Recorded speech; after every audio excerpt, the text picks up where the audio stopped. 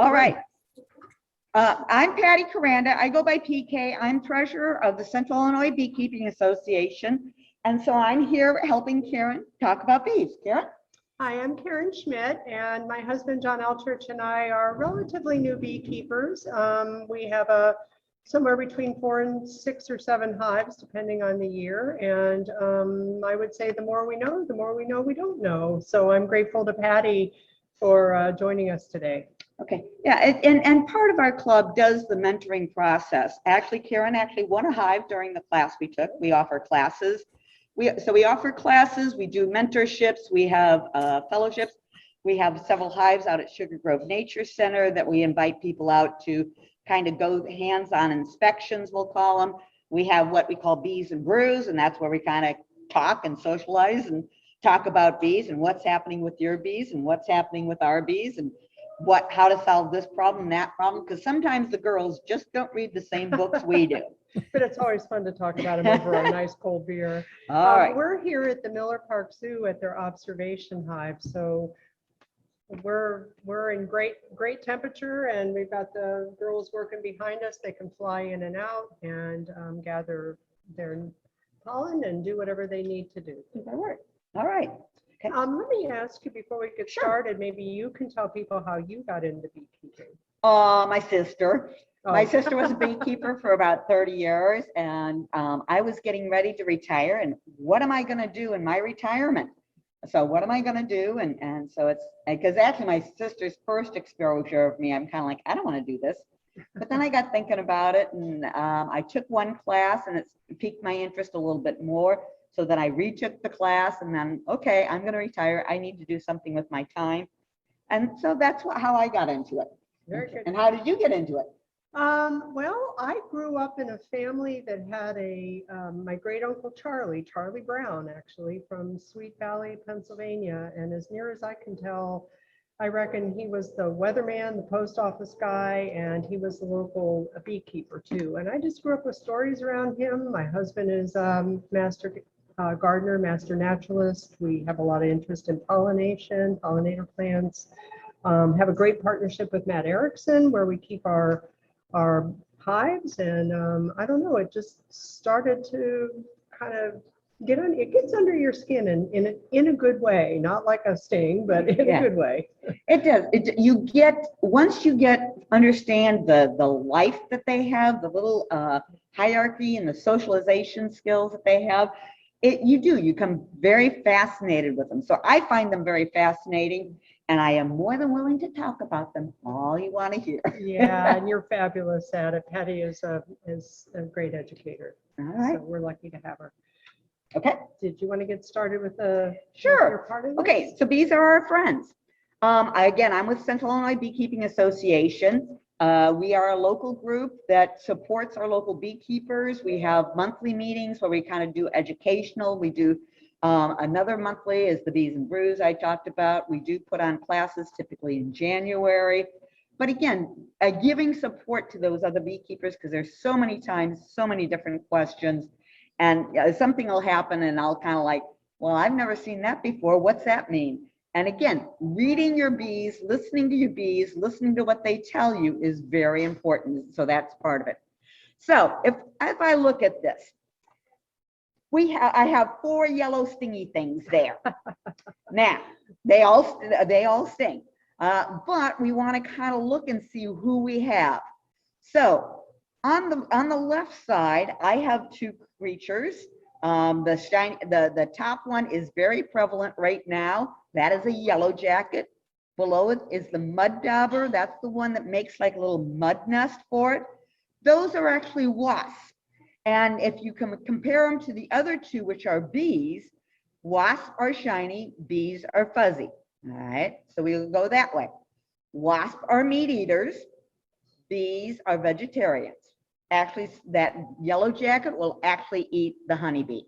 Now I have 2 bees on the right side. Top one is the honeybee, bottom one is the bumblebee. The bumblebee is actually native.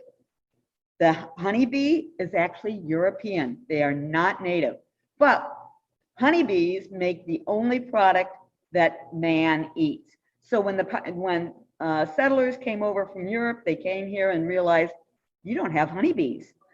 We're going to bring some over. And so, some of it has to do with the lifestyle. The lifestyle of the honeybees, make colonies, store things. Bumblebees are native bees, and we have 400 different native bees, are typically more solitary bees, do their own little hive, and that may have a dozen, and they don't work and stay with the hive altogether. Honeybees work as a system working together. Now, bees. Honeybees are important. Pollination. If you raise your hand if you like apples, raise your hand if you like peaches, raise your hand if you like pumpkin pie. Without pollinators, whether it's bees, birds, butterflies, wasps, you will not have any of those. In fact, if we lost all our pollinators today, which is very possible the way the chemicals and the world is going, in 4 years, mankind would be gone. So they help us in many ways more than just the honey. Now, so they produce the honey and beeswax. That's some of the stuff we use. We use the beeswax for candles. And one of the reasons churches like beeswax candles is there is no smoke of beeswax candles. Honey, the only product that insects make that people eat. Pollen, some people eat pollen, and actually there's a lot of pollen different out there, and if you look at the little pollen cells down below, they come in a wide variety of color. In the springtime, I have a real pale lavender and a pale green pollen come in from the trees. That's their first food. Propolis is actually another product that they make. It is an antimicrobial product. And what the bees do is they coat the inside of things, they stick things together. It's made from tree sap. And what it does is actually keeps the health of the hive healthy. So having kind of their antiseptic within their hive. Now, wasps, again, those yellow jackets right now are a little nasty. They're in their apple trees. They're going for rotten fruit, but they are important to it. They provide pollination. And again, wasps will actually eat other insects and take them down. In fact, the mud dauber I talked about, it goes in, it lays its egg. It goes out, grabs a couple spiders, kills them, put it in with their egg, seal that egg up, so when the egg hatches, it has spider for breakfast. Yum. So they do some things. I prefer the bees. Now, I'm a beekeeper, Karen's a beekeeper. And so we keep the bees in the honey hives, and we have to monitor them. They are considered an agricultural livestock. So we have rules we have to follow. But bees overall are gentle. If you look at that beekeeper, look at his hands, look at his face. They are not covered. Bees do not really want to sting you. If a bee stings you, they die because they have their stinger is like a fishing hook. It goes in, cannot pull out, and will actually pull it out of the end of the bee, and that will cause her to die. Wasps, on the other hand, have needles for their stingers, and they can sting you multiple times. So a bee really doesn't want to sting you because they're like, will they defend their hive? Yes. Will they die to protect that hive? Yes. So as beekeepers, we have to handle them gently. If I move slow and not disruptive to them, they'll kind of like, okay. Well, I have to be able to get into the hive and make inspections for them. Beehives can have 50,000 bees, could have 100,000 bees. I talked about our native bees. Most of them are solitary. The bumblebees do make small little hives that have maybe like 50 bees in it. Typically in an old mouse house is where they are. But you can see this is covered with bees. And again, look at his hands. He doesn't have anything on his hands. So the bees are not really trying to sting you. We have some different characters in the hive. We have the worker, the drone, and the queen. And you can see the differences in the sizes. And if I look at the middle one, the drone, the eyes are real close together, kind of a stocky build. The queen, a very, very long abdomen. And the worker is just kind of a small little girl running around. So workers, the beehives. So the queen, she lays an egg. So she lays the eggs in the cell. The worker then comes and starts feeding the hatched larvae. They start out with a little bit of royal jelly, but then go into what they call bee bread, which is a combination of pollen and nectar. And until that larva reaches full growth, they keep on feeding it. Once it reaches that full growth, the worker seals the cell. And then it starts going into metamorphosis. So just like the butterfly goes through metamorphosis, bees go through the metamorphosis. So the larva then turns into the pupa. And as it develops inside that cell, it then, once it's full grown, it will start eating its way out. And bees are hatched full grown. So once that bee comes out of that cell, it will not get any bigger. If you look at the picture at the bottom, okay, up on the top row, you see the 3 cells on the right. That's the egg. I have to be able to see that itty bitty little egg in there. And they're an egg for 3 days. Then they start going into the larva. So if you look at the white, that's the larva. And then if you look at the bottom left and you see kind of tan covering over the combs, that's where the larva has been sealed up and metamorphosis is taking place. Let's see if this works. All right, now hopefully this works. Wait a minute. It's going. Okay. Oh.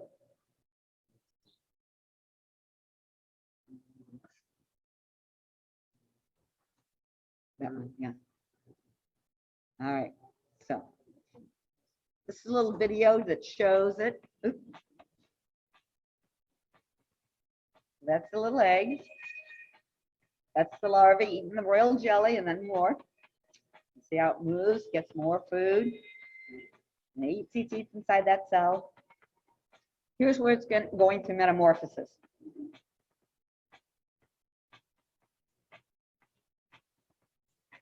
And how many days is this? Okay, it depends. On the queen, she takes 21 days, worker 24, a drone 27. And watch how the eyes get.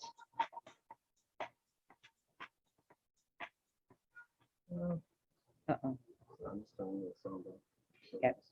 That's okay. And see you can see the eyes developing. They're in there. They start cleaning themselves. The red that they're sticking out is their tongue.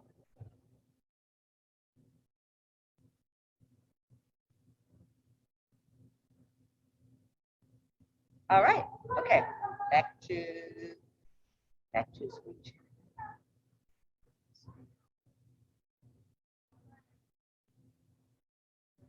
All right, cool.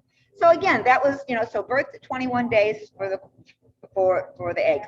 So some of them are 21, some are 24. Now, worker bees. Everybody you see out flying around is actually a female. Girls do all the work. They gather the nectar with their tongues. They put it into a special stomach that they add enzymes to. They'll transfer it to other ones. So they collect the nectar to make the honey, pollen to feed the baby bees. They carry pollen in the baskets on their rear legs, and they can and do sting when threatened. So again, girls do all the work. Now, here's where I talk about a pollen basket. So that yellow dot on that rear leg, they actually collect the pollen and kind of pat it onto there to take back. But if you look at the rest of the bee, how it looks kind of like got dust all over it, that is also pollen that is sharing from the other to the other flowers for that pollination. And flowers are actually pretty smart. They only allow bees or birds to take a specific amount of nectar to make bees and birds keep on returning to flowers for that pollination.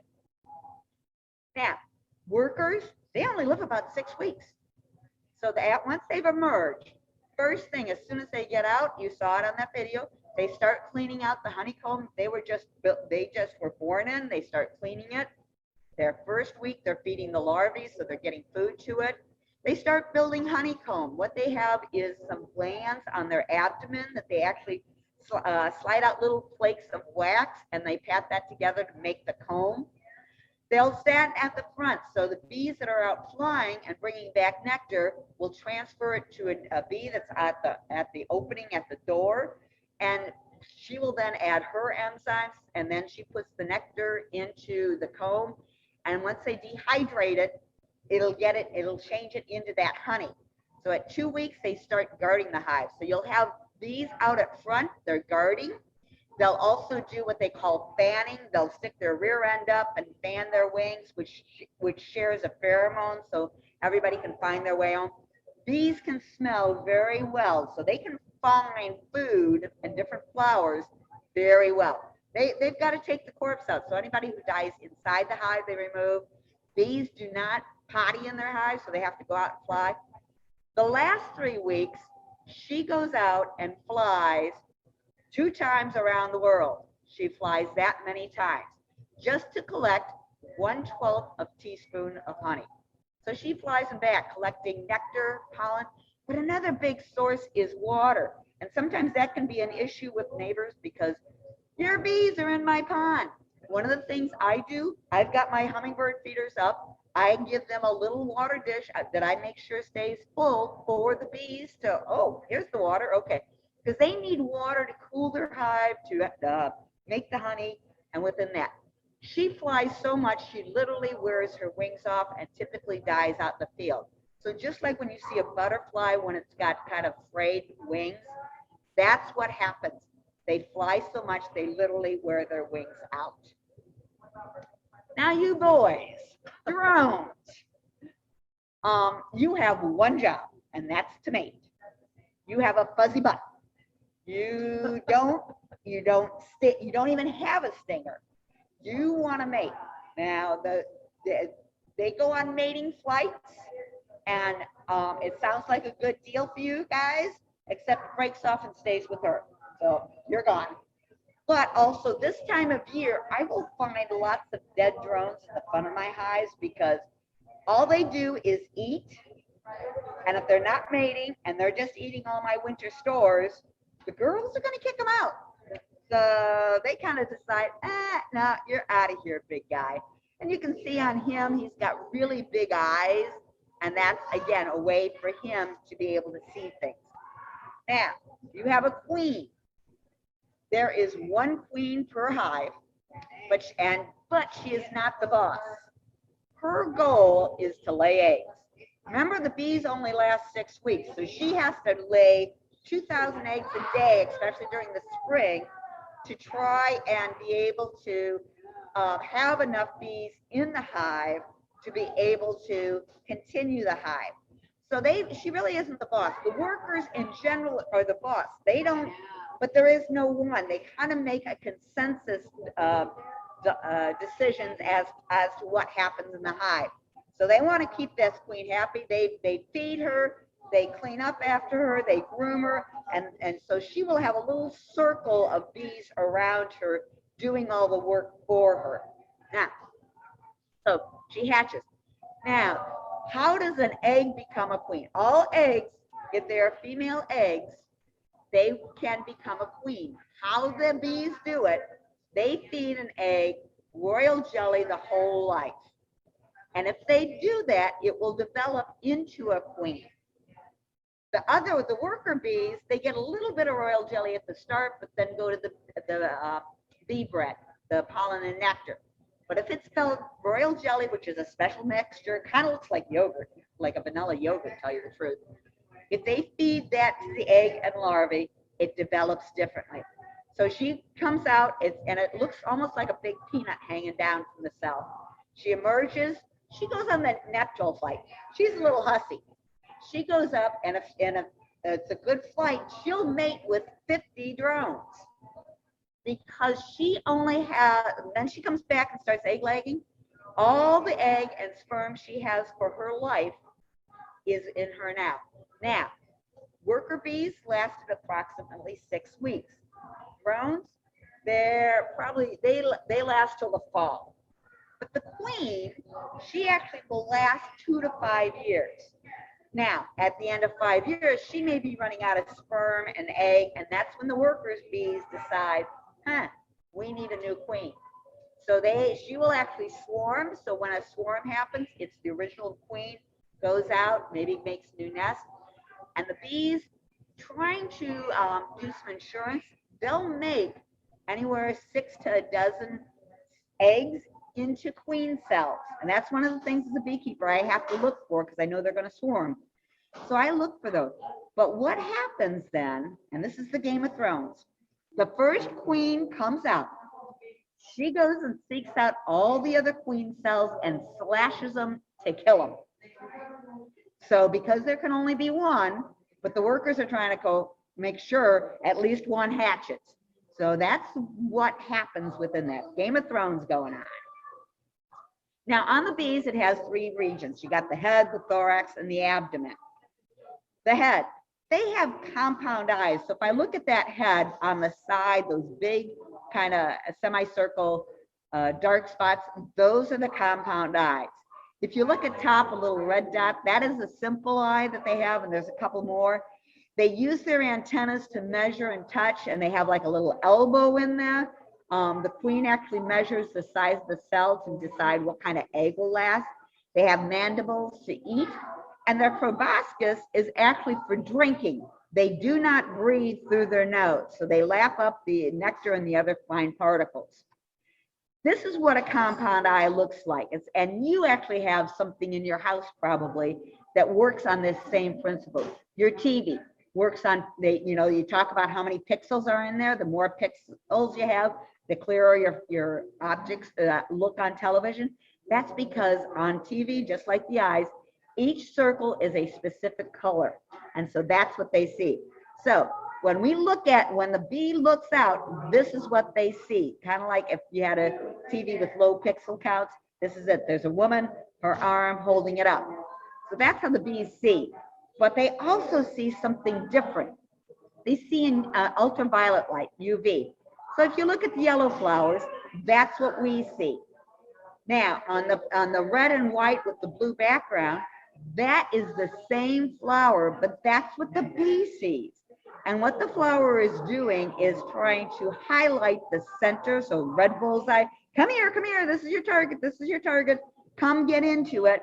And so that's what it does. So all flowers will look different to bees than they do to us. Now we got the thorax, that's where the wings are connected and the legs, they've got 6 legs. They have 2 pair of wings. Wasps also have 2 pair of wings. Flies, who sometimes try to mimic bees or other critters, only have 2 wings, so they only have 1 pair. The abdomen, this is where they actually breathe. You have little spiracles on the side, so that's where they breathe their oxygen in and out. The stinger on the end is where they have, the stinger or where the queen lays her eggs. And again, drones don't have a stinger, they got fuzzy butts. All right, so here's some bee equipment that Karen is going to show. The outfit, bee brush, tool, smoker. She'll actually have some of those. This is what a beehive contains, and there are different configurations, just like your houses. Some are ranches, some are 2 levels, some are split levels. Hives come that same way too. The only thing I have to do as a beekeeper to follow the law is to have removable frames that I can do inspections. So they enter, there's some of the frames will have brood in it, and that's the baby bees that they're growing. Some of it will have honey. I've got to make it easy for them to come in and out. And here's some frames. The top one, that has all sorts of bees on it, and that's the one that has a lot of bees. The lower left, that's what a frame of honey looks like before I uncap it. On the lower right, that is what baby bees look like. That's the brood that is hatching. And if you also look up at the top, kind of a crown, it's called a honey crown, we call it. Usually they have the honey close to where the bees are, so you can do it. Now, bees are our friends. They don't sting, but only to protect their hives. Or if I'm swatting at them, I step on them, I squish them, they're going to sting me. Beekeepers know what they're doing. So really, I was in a hive the other day, and I went into 4 hives, and I didn't get sting 1. So they do bee beards as kind of contests. Actually, there's a video out there of a woman dancing with bees all over. No. What they do, Karen says no. What they do is they get a queen, because they follow their queen and kind of rubber band her on or kind of clip her on, and then the bees will kind of cluster on her, and then they weigh you to see how much bee and pounds you have. So you can see he's smiling. He has bees all over him, and he is just fine. All right, can we go to full screen now? Stop share. All right. Okay. Cool. So you can hear a lot of activity here in the background. There's a lot of visitors here in the zoo building today. So hopefully you can hear us okay. Patti pointed out some of the equipment that we use, and I have my bee jacket on. When I'm fully ready, it's over my head and zipped up, and it's got all kinds of Velcro to keep the little girls from crawling around. And I don't use gloves either. These happen to be my husband's gloves. He's a little more tentative maybe with these because I think he does the mowing a lot, and I think they probably don't like him as well as they like me. But when I work without gloves, it helps me really understand my interactions with him. You cannot go into a hive and be like fast and in a bad mood or anything. You're in their house, and you need to be respectful, and not having gloves kind of helps me move a little bit more slowly and be aware of what is around us. Because in the thick gloves, you can't feel the bee when you sting it, which will send out a defense pheromone for the other bees to say, hey, we're under attack. I use latex because it's sticky. Oh, right. Yeah. The one thing with not using gloves is that, boy, propolis will get you. Propolis is like nature's gorilla glue. You really. got it. We also, beekeepers use smokers. We fill this up with sometimes burlap, sometimes pine, just Wood pine chips. needles, wood chips. Something slowly burns. Yeah, anything that will burn slowly. And when you're puffing smoke into a beehive, it does calm down those pheromones and that sort of sense of alarm, and works pretty well with that. And then beekeepers also have tools. This helps you to pick up your frames and to move from one box to another, because again, the propolis really sticks. Brushes to very gently brush bees away from where you want them. And if you're interested in becoming a beekeeper, you can always go out to our local farm and fleet out on West Market Street. Has a lot of the equipment there that you can buy. I did a little bit of price comparison because it's been a while since we've had to go out and buy hives or equipment or that kind of thing. You can get a basic 10-frame hive at Farm and Fleet for about $200. It's your basic kit. It's got the top and the bottom and the reducer and that kind of thing. But we're fortunate enough to have people like John Hill around. He's out in Minong. He does beautiful equipment and hives, and so a similar hive there might be $110. By the time you've bought your jacket and all of your hive tools and your smoker and everything else that goes with it, it's probably about $500 initial, $400 to $500. No, I'd go 300. 300. I'm just thinking you're buying more than one box. You never have enough equipment. No, yeah, it's actually, I'm a quilter, and it's like quilting. Oh boy, more fabric.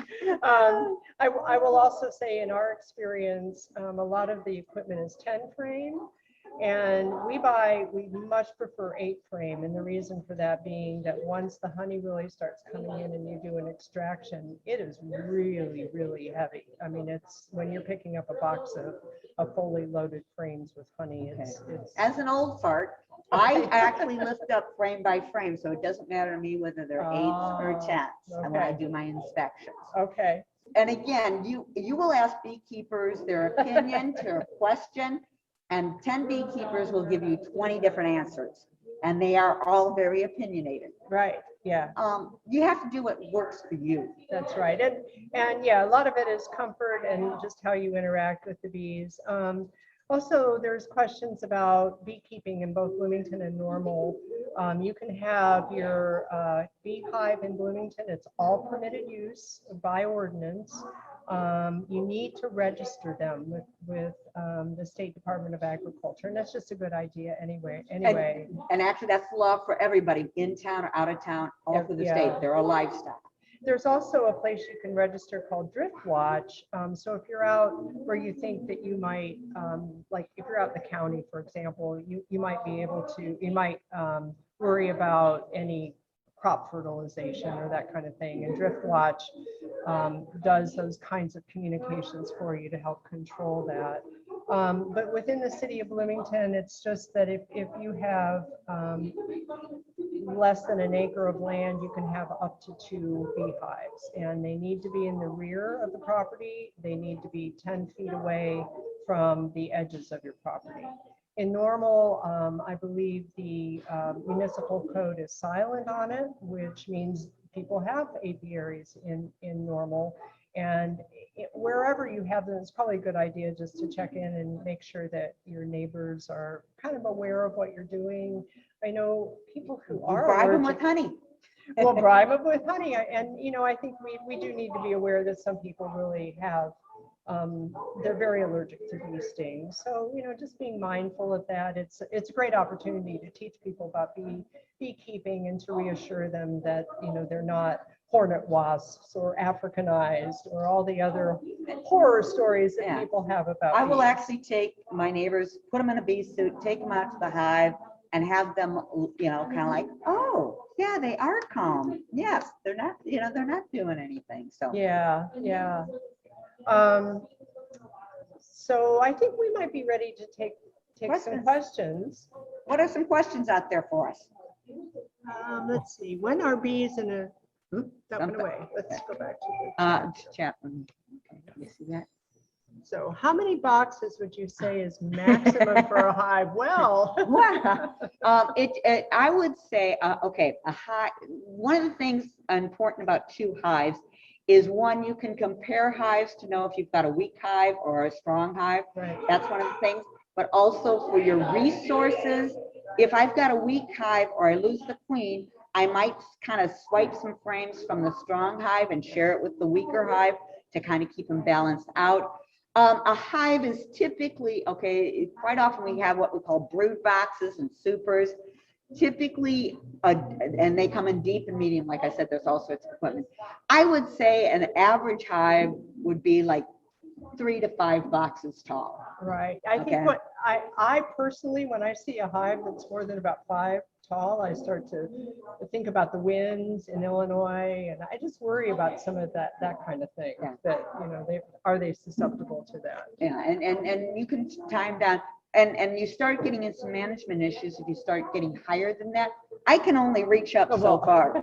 I'm short, so I have done ladders before. But again, I want to try to balance my hive, so I don't want one of 1 box and one of 6 boxes next to it.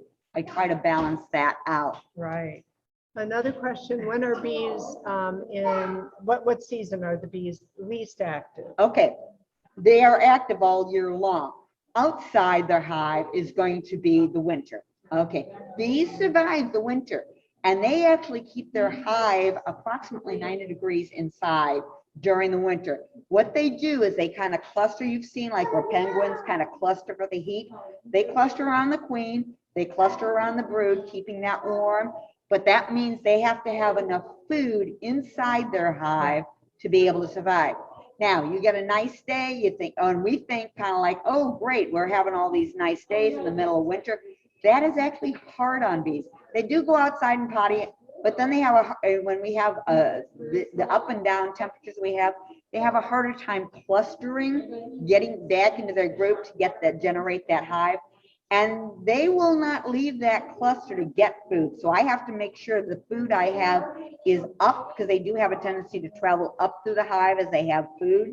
So that my best food source is going to be at the top. So as they get through there. And a lot of times they make it through till March, and you think, great, my hives made it through the year. But then March, there isn't a lot of food out there for them. So then they actually starve in March, beginning of April. So think about it, when you've been raiding the refrigerator all the time, and then you go into the refrigerator and there's nothing there, you start getting hungrier. So actually they will survive. The winter is usually pretty good. It's usually March and April is actually when a lot of beekeepers lose their hives because of starvation. Yeah, that's really disappointing too, because you do think you've gotten through the winter time. And could you talk a little bit, Patti, about mites? Because, you know, I think we all have heard that honeybees are really vulnerable, and, you know, they're, the varroa mite is a big challenge, as are pesticides, to their food sources. Mite, I'll describe it as a tick for bees. Just like with us, we get a tick on us, they can transfer virus. This little mite will go in, and what it does, it kind of sneaks into just before the pupa is capped, when the larvae is getting ready to be capped, they sneak in there, and then it seals up, and the other bees can't get to it. That's when the mite will actually feed off the bee's body fat as the pupa's body fat, stealing that, transfer some of the diseases within that, and then and that's where she lays her eggs and they grow in. So when that bee actually hatches, it's weakened because its food source, its body source has been robbed, and then all of a sudden you have 6 to 8 more mites come out of that. And they're not native. They have been brought over, I believe, from Asia area. So again, there's some things I do it. So I do inspections. I can't really see those mites, but there's methods of treating for them, just like we take vaccines or, you know, antibiotics, those kind of things. That's kind of what we do for bees too, and those mites, to be able to control them, because they will devastate a hive. Yeah. Okay, you had another question. Oh, pesticides. Yeah. Pesticides, okay, whatever we put on our flowers, and if you think about it, it's a challenge, because you don't want bugs eating your flowers. But so if I put a pesticide, especially a systemic pesticide that is inside the plant itself, so when the bug chews on it, it dies. Well, that pesticide is also in the pollen and the nectar. The bee takes it back to the hive, and then it will also be transferred to the baby bees, the other bees, whoever eats the honey in that hive when they're eating it in the winter. So that pesticides is building up in there, and it's really a challenge for us. It's okay to be a messy gardener. It's okay to have plants with a little chewed leaves on them a little bit. It's healthier for us.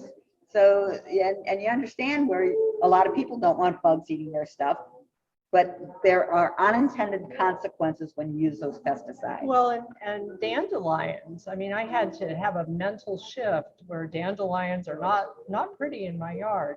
Dandelions are great food early in the season, and so we don't mess with our dandelions anymore. Yeah. So be a messy lawn garden. Yeah. Leave the clover. Leave the dandelions. Dandelions aren't native either. And I didn't know that. Well, on that one. So again, it's those unintended consequences, being the neat yard, and actually neat yards is a late human preference. It used to be flowers and things like that. Yeah. So think about your yard, transferring it maybe over to more garden area that you don't have to mow, maybe little paths in there. Okay. One question is, when do bees use bee balls? Okay, bee balls. It's native bees do what honeybees do not. So native bees, what she does is she lays an egg. Tell what a bee ball is. Okay, a bee ball is a combination of pollen and nectar, and what it is a food source for that egg. So say a mason bee. A mason bee, there is like she finds and again, you can be a messy gardener. She finds a stem that has a hole in it. She'll go in, lay her egg. She'll go out, get the pollen and the nectar, make a little ball, put it in with the egg, seal it with put a divider in there. Then she lays another egg, puts another food ball in there, and then another divider. And so she may put in that stem, say 8 to 15 eggs with that ball of food. As the bee hatches, the egg hatches, the larva eats the ball, goes through metamorphosis, and then when it's full grown, it starts eating its way out of the tunnel. And so sometimes you'll see, so even though if you don't want honeybees in your yard, you can put in a native bee habitat, and again, it looks like little tubes. And actually 70% of our bees are minor bees. That means they dig into the ground. So actually bald spots in your yard is okay. They dig inside, and you'll be seeing some there, and they make like kind of like little ants. They'll have like little rooms that, and again, in the little room, there's an egg and the ball of food. Then she digs another little room, puts another egg and a ball of food. And again, for those eggs to hatch. Now, bumblebees and our native bees, they last one season. So after the queen has laid all her eggs, and she does all the work. Honeybees have workers to do that food collecting, building, helping. In native bees, it's one bee, and that's why she only lays maybe, that 10 to 15 range of eggs, because she's got to do all the work from start to finish. Nobody else is helping her. Bumblebees have a little bit of help, but it's primarily just her. When we were talking about equipment, bee is not a bee. Bees themselves are not equipment, but you have to buy bees. Oh, Unless you are really good at what you do and you raise your queens. And that's an aspiration I don't think I'll ever reach, but you can spend what, $70 to $100. it's about, maybe. okay. When you have options of getting your bees. Okay, I try to overwinter. It's less That's expensive the for me, best, yeah. and that's what all beekeepers are quite often challenged. In the spring, if I don't have a hive or I want to start a hive, I get the equipment, but then I have to get the bees. And a lot of people think, oh, gee, I'll just catch a swarm. That's hard and not very often and not very reliable. So you have a couple different options on getting your bees. They have what they call a package, and it's a box with a screen that has 3 pounds of bees in it. So the box is about a foot long, maybe like 6 inches box. wide. Yeah. A big shoe box. Inside will be a queen, and I put the queen inside the hive. She's in a little cage, and I dump those bees in for them to get established. Say, hey, here's a great house for you. You can also buy, and that's going to be in that 100, 125 range. If I want to buy what they call a nuke, which is a nucleus hive, which is a 5-frame hive. It's almost like a baby hive that has the queen. It has a frame of eggs, frame of brood, a little bit of food. I can take those frames out, put it directly into, so it's got a little bit of a better start. So I don't have to wait for the workers to make the comb, for the queen to get laying and start building process. It's already started. That's like I said, like a mini hive. Now those are going to be in the range of about $200. Where you get your bees from is important. Yes. There are commercial beekeepers that travel around the country doing pollination. That's great. We need almonds, oranges, those kind of things.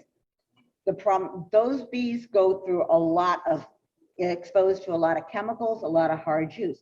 So I prefer to get my bees through, we've got a couple different local sources that we can get them through, where that's what they do. They raise bees to sell bees, not to pollinate.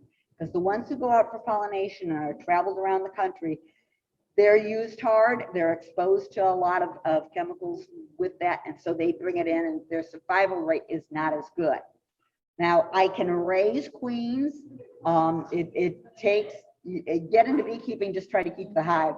That's a little higher technique. I don't raise my own bees other than I see that they're ready to swarm and I do what they call a split. So I take the queen from here and she's going to leave me on if I see queen cells, she's going to leave me anyway. So I'm going to take her and move her to a new hive and basically take that hive and split it into 2 hives.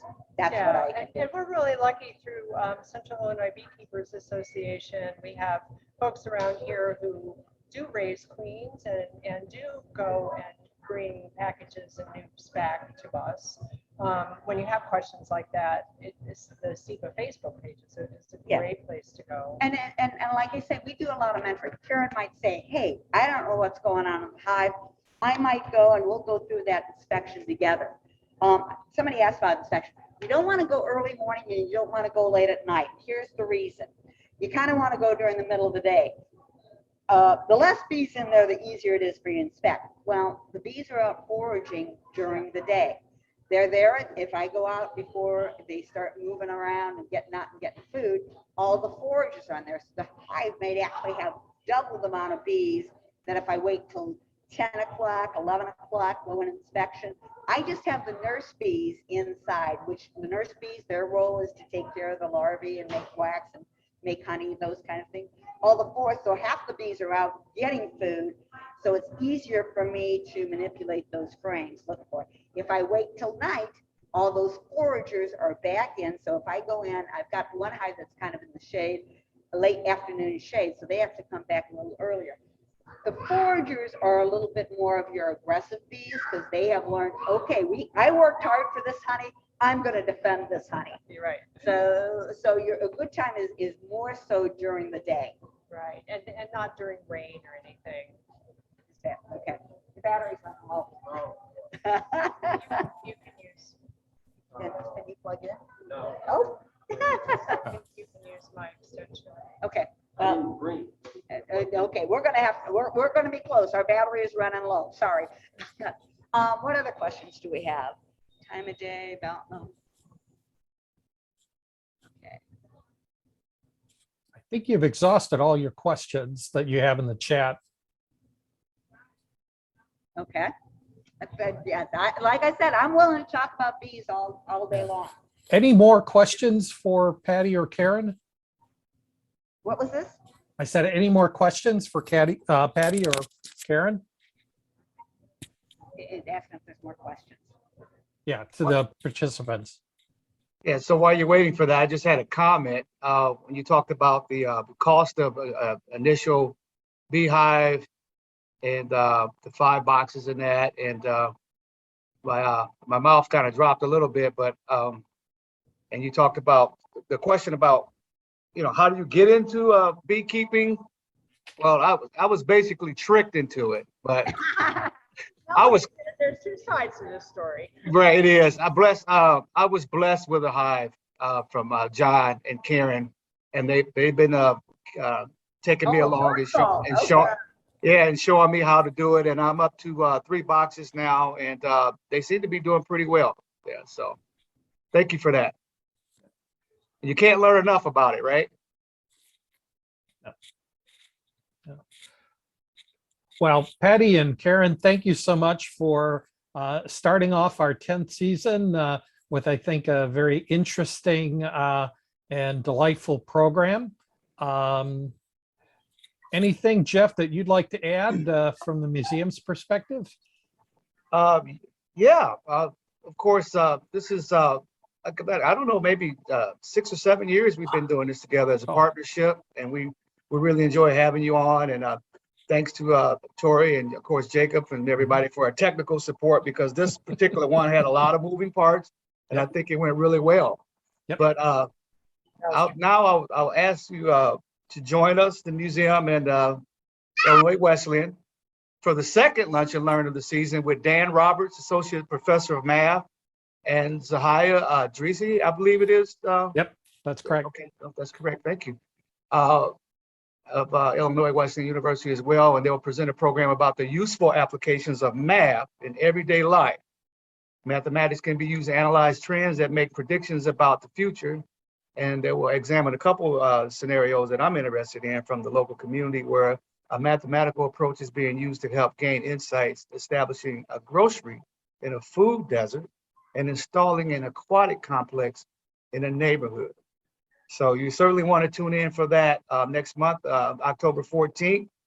And just go to the museum website and go to our events calendar, choose the event and click on the link and sign up, and you will be ready to go. Hey. Good. Okay. And don't forget, cemetery walk season is coming up. I had to say it because we're coming up on it real fast. So get your tickets. We'll see you out there. And I'll see you hopefully this week, Karen. We may even be pulling down some honey this season. I'm kind of excited about that. Very soon. Okay. Well, thank you both again. Okay. Thank you to everyone for attending. Thank Have you. a good afternoon. Bye. Bye-bye. Thank you.